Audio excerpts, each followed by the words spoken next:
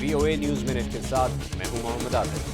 اقوام متحدہ کے سیکرٹری جنرل بان کی مون نے یمن میں فوری فائر بندی کا مطالبہ کیا ہے، جہاں سعودی عرب کی سربراہی میں سنی اتحادی عرب ممالک شیعہ باغیوں پر فضائی حملے کر رہے ہیں۔ جمعرات کی شام واشنگٹن میں بان کی مون نے انتباہ کیا کہ یمن جل رہا ہے اور کہا کہ تمام فریق حملے بند کریں اور مذاکرات میں شامل ہوں۔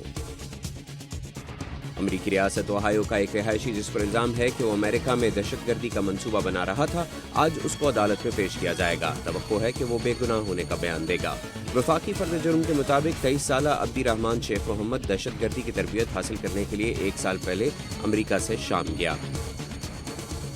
اور تازہ ترین مواصلاتی تصویروں میں نظر آیا ہے کہ چین جنوبی چین کے سمندر میں دوبارہ حاصل ہونے والے متنازع علاقے اسپراٹلے آئلینڈز میں ایک رن وے بنا رہا ہے اور شاید دوسرا بنانے کی تیاری کر رہا ہو۔